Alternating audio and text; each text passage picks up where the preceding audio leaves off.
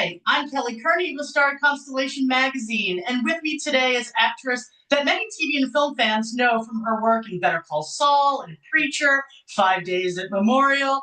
Here to talk about her new film, Solo Mio, out February 6th. Please welcome Julie Ann Emery. Welcome, Julie. Hi, thank you so much for having me. Absolutely. You play Heather in the new rom-com Solo Mio opposite Kevin James. And this is kind of like a reunion of sorts for you two because you previously worked together in 2005 on Pitch. We did. Did Kevin kind of reach out to you about this role, or did the movie kind of come to you organically? So I auditioned for the movie for a different role. And Kevin, saw the tape and was like, I know Julianne. No, no, no, she should be playing Heather.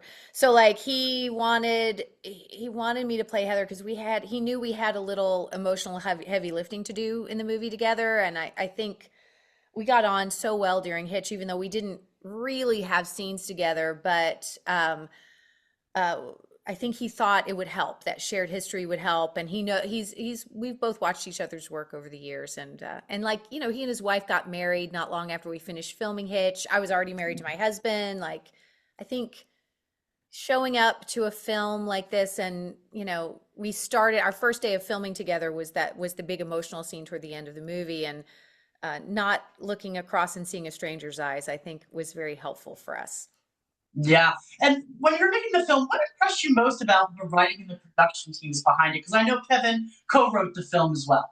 Yeah, I think there's something that I don't want to give away, but there's a twist at the end of the movie with my character that I've not seen in a rom-com before. And I like that Heather is not necessarily a villain here.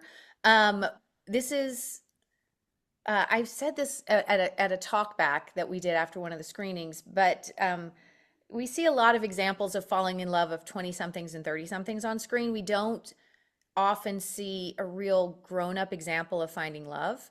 And we should. And so this is a grown up rom com with a grown up resolution as well. So I Well, what's the distinction between the two? Because there are a lot of rom-coms where they're kind of stuck in that age group of the 20 to early 30 something and not, maybe over 40. What is that distinction, that difference between a kind of a young romantic love and an older love that this movie kind of focuses I mean, on? I think the journey to love is always one of the most hopeful things we do in our life. It's always a leap for us, right?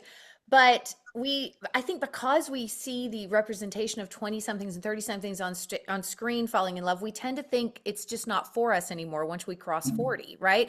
And Right. I think modeling that and showing that to the world that yes, people continue to live and they find love when they find love. They find their life partner when they find their life partner. And the journey to that can be messy and complicated and joyful and scary all at the same time. Well, Heather's decisions kind of act as a catalyst for Matt, Kevin James' character, his story. She makes a choice that completely alters both of their lives. As an actor, how do you approach playing maybe a character that makes a decision that audiences might not understand right away? I try to serve the character instead of the audience in that moment because the audience is going to come away with whatever they come away with for it. But I also I really like opposition of character internally for characters. And wow, what strength does it take to be in the most romantic city in the world and to be Heather's age and to walk away from something that she just knows isn't right in her gut. So I think I try to like, fill her with, the positive of what makes that possible for her. And how did the directors, the Canadian brothers' direction, help you explore kind of Heather's perspective and uncover the layers of relationship with Matt beyond his version of events? Because we really do get his version of Yeah, yeah, events. for sure. I mean, look, I think the best thing that the directors did that I wasn't sure was going to happen when I arrived is that they allowed me to kind of run with this idea that Heather's not actually a bad guy, that we can have a grown-up look at her, that we can, we don't have to vilify people just because our paths don't align, right? Because if, in whatever way, with friendships or with when there's a breakup, it doesn't have to end in hating that person forever, like it's okay.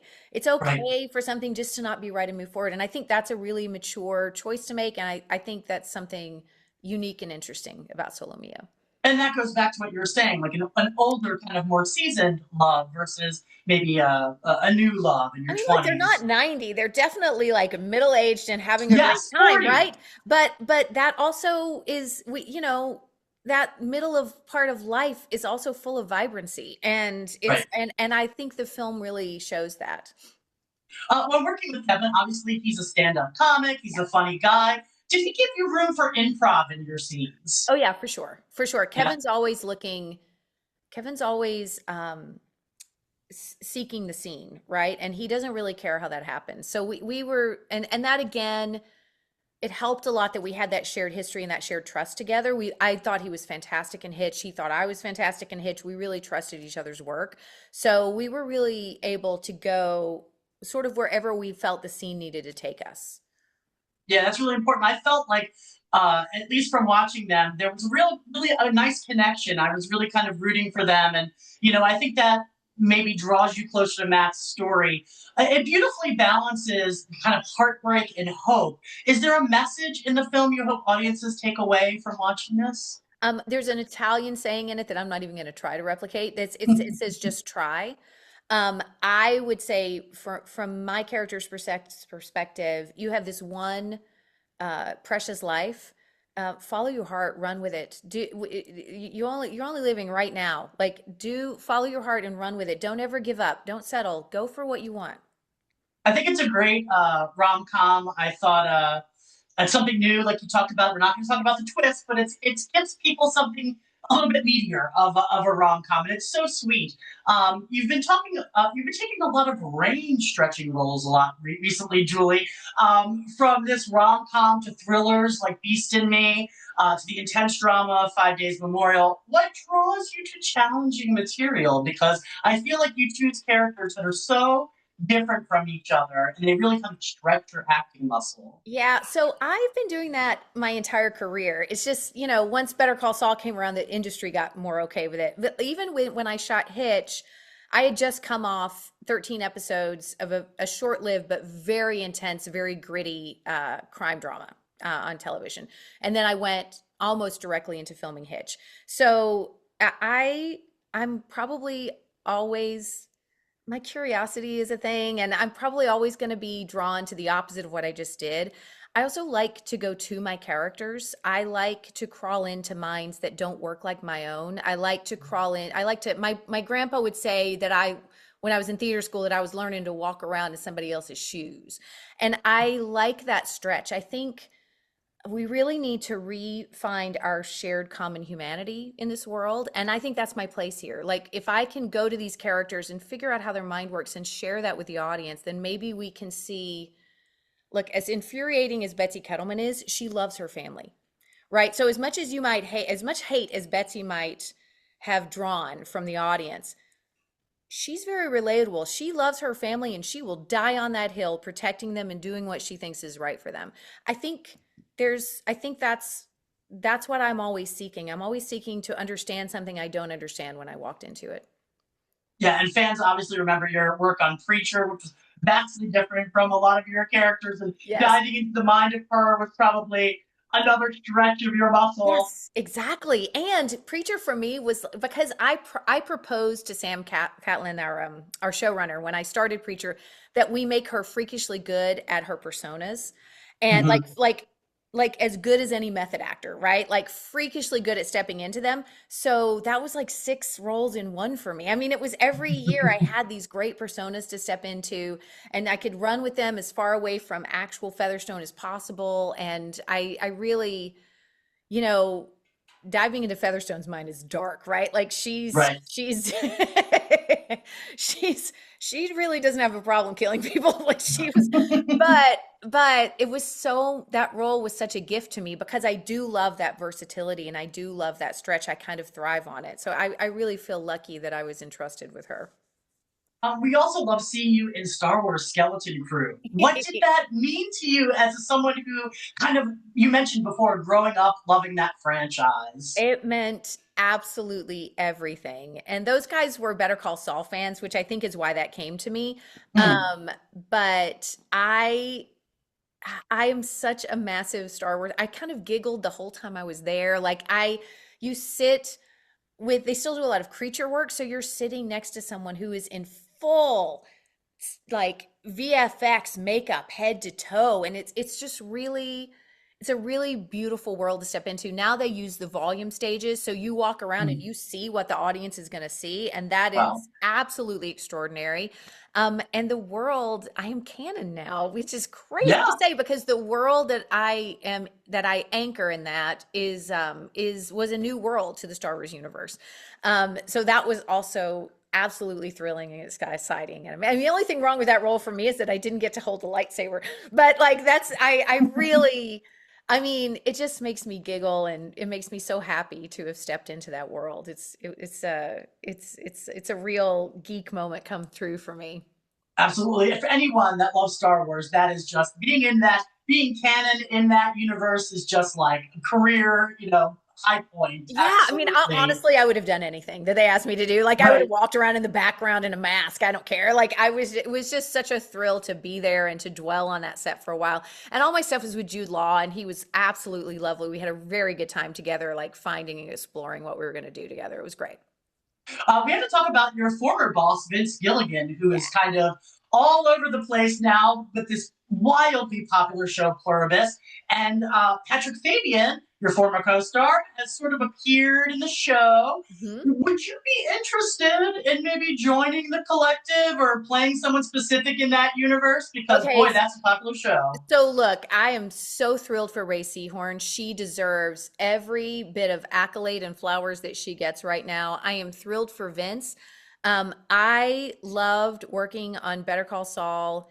I loved working with Vince so much. I loved working with Peter, with everyone there. They all know that I will show up to do whatever they want to do, even if it's on cardboard sets in their garage with a 1980s camcorder. I don't care. Like they are well aware that I am game and really love what they do, how they do it, and the environment they do it in. Call Julie, Vince. She wants to be on Pluribus. We want her to be on Pluribus. So, what other projects are you working on right now? I know you have a couple things in post production ready to come out. I do. I have two little movies that I'm not sure, how they'll find their way. One is The Green River Killer, where I play an FBI profiler, which is Yes. obviously very different from Heather in Solo Mio. And then the other is a little movie called Busted, directed by Maria Bissell, with Elsie Fisher and Mel Rodriguez, who was also in Better Call Saul, but we never got to work Mhm. together because he was in the Mm. flashback stuff. It's a dark comedy, coming of age heist movie gone horribly wrong. I play a stripper. I love it so much. She's unlike any other character I've ever played. I mean, she's a stripper, but that's not where her headspace is. She's just fascinating, and I really look forward to that. Watch for that movie. I really look forward to watching it find its way out in the world. Yeah, we're definitely going to look for that. Another muscle stretching role, it sounds Yeah, like. I love it. I mean, that's it's what I'm always going to be drawn to. So it's probably where I'm always going to land, right? It's Yeah. what kind of turns me on for sure. Well, the fans love you. I followed everything since I've seen you, Better Call Saul, Preacher, everything. What would you like to say to the fans who follow you and the incredible work you do on our screens? Thank you.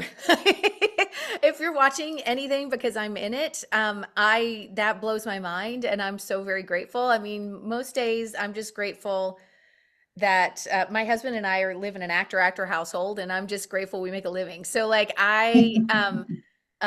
getting to follow your creativity, finding your purpose, and getting to live it is such an honor in this world. And any amount of light, love, understanding, and compassion that I can spread, I will. And I would encourage all the fandom out there to do the same. Well, we need more love in this world, Julie. That's for sure. Thank you so much for talking with me today, fans. If you are looking for an early Valentine's Day date, you better go check out Solo Mio. It's out February 6th. Buy a ticket. Thank you so much for talking with me today, Julie. Thank you so much for having me. It's so good to see you again. Yeah, it's absolutely great to see you. Thank you. I'm going to stop the recording now.